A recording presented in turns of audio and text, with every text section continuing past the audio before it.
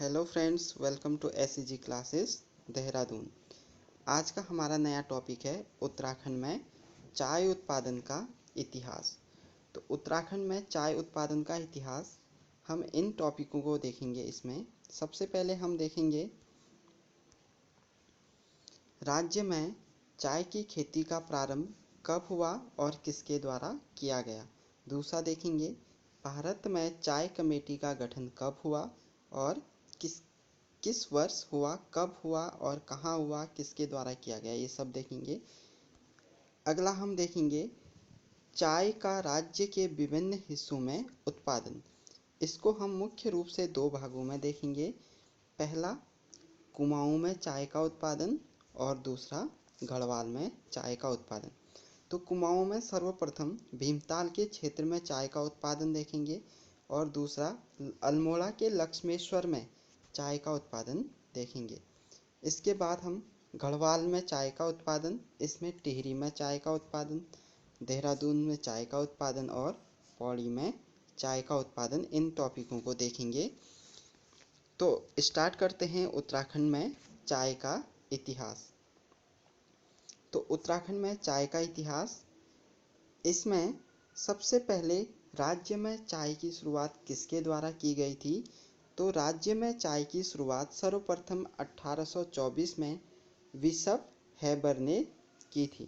जैसा कि इसमें लिखा हुआ है, सर्वप्रथम 1824 में विशप हैबर ने चाय की खेती को प्रारंभ किया था। तो राज्य में चाय की खेती को प्रारंभ करने का श्रेय किसको जाता है? विशप हैबर को। और कब की थी इसने चाय की शुरुआत? 1824 में। दूसरा पॉइंट, भारत में चाय कमेटी का गठन कब किया गया। तो भारत में चाय कमेटी का गठन 1834 में किया गया था। अब उत्तराखंड इतिहास के हिसाब से देखेंगे तो चाय का राज्य के विभिन्न हिस्सों में उत्पादन, इसमें सबसे पहले 1835 में रॉयले ने उत्तराखंड में व्यापक रूप से चाय के उत्पादन का प्रयास किया। 1835 में रॉयले ने राज्य में चाय के उत्पादन का व्यापक स्तर पर उत्पादन का प्रयास किया। उसके बाद 1835 में ही कुमाऊं में चाय की प्रथम खेप लगाई गई। इस समय 1835 में भीमताल, जो नैनीताल में पड़ता है, और लक्ष्मेश्वर, जो कि अल्मोड़ा में पड़ता है, इन दो जगहों पर 1835 में चाय की पहली खेप लगाई गई, जो कि कुमाऊं में लगने वाली चाय की पहली खेप थी। अल्मोड़ा के लक्ष्मेश्वर में सबसे पहले चाय की खेती को फॉकनर ने लगाई थी, या चाय की खेती को लक्ष्मेश्वर अल्मोड़ा में सबसे पहले किसने की थी? फॉल्कनर। आगे है फॉकनर यहाँ से चाय के कुछ नमूने अपने साथ इंग्लैंड ले गया और यहाँ के चाय की तुलना जो अल्मोड़ा के लक्ष्मेश्वर में उत्पादित की गई थी, यहाँ के चाय की तुलना चीन के उलांग चाय से की जाती है। अगला पॉइंट जो बहुत इम्पोर्टेंट है, उत्तराखंड राज्य चाय विकास बोर्ड का मुख्यालय कहाँ है? अल्मोड़ा में। जैसे कि यहाँ पर लिखा हुआ है, उत्तराखंड राज्य चाय विकास बोर्ड की स्थापना अल्मोड़ा में हुई थी। वर्तमान में इसका मुख्यालय भी कहाँ पर है? अल्मोड़ा में। आगे दोस्तों, अगर आपको ये वीडियो पसंद आ रही है तो एसईजी क्लासेस देहरादून को लाइक कीजिए और सब्सक्राइब कीजिए और शेयर कीजिए। गढ़वाल में चाय का उत्पादन।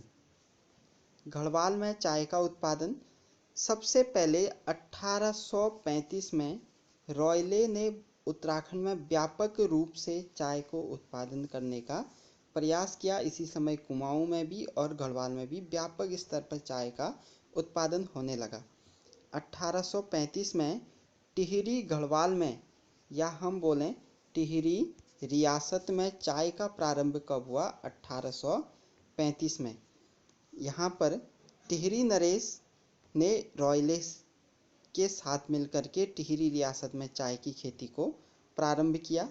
इसके बाद 1844 में देहरादून में भी चाय बागान की स्थापना की गई, या हम बोलें चाय बागान की शुरुआत की गई।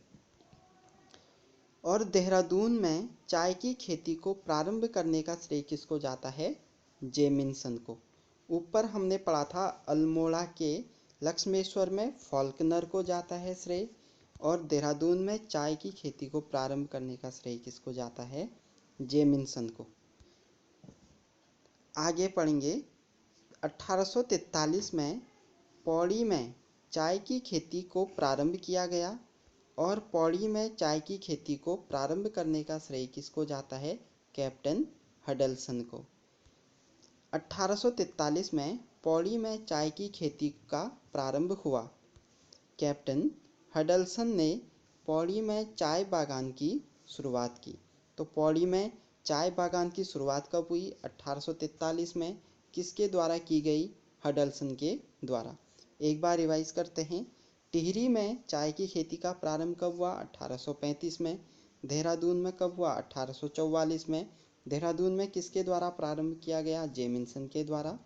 पौड़ी में कब प्रारंभ हुआ? 1843 में। किसके द्वारा? कैप्टन हडल्सन के द्वारा। आगे देखते हैं। वर्ष 1850 में चीनी चाय विशेषज्ञ एसआई वांग गढ़वाल आया था, और इस एसआई वांग के साथ एक व्यक्ति जो गढ़वाल आए थे उनका नाम है डी चौफिन। ये डी चौफिन ने पौड़ी में सरकारी चाय की फैक्ट्री स्थापित करी थी। इसमें आगे पढ़ते हैं। पौड़ी में डी चौफिन नामक चीनी चाय काश्तकार ने सरकारी चाय फैक्ट्री की स्थापना की। ये 1850 के टाइम की ही बात है, जब पौड़ी में पहली सरकारी चाय की फैक्ट्री लगाई गई थी, जो राज्य की प्रथम थी। 1928 में नैनीताल में 5 यूरोपीय व्यक्तियों ने चाय के बागवान लगवाए थे, जो इस प्रकार हैं। पहला है मिस्टर न्यूटन का बागान, ये कहाँ पर था? भवाली में। दूसरा मिस्टर मुलियन का बागान, ये भी भवाली में था।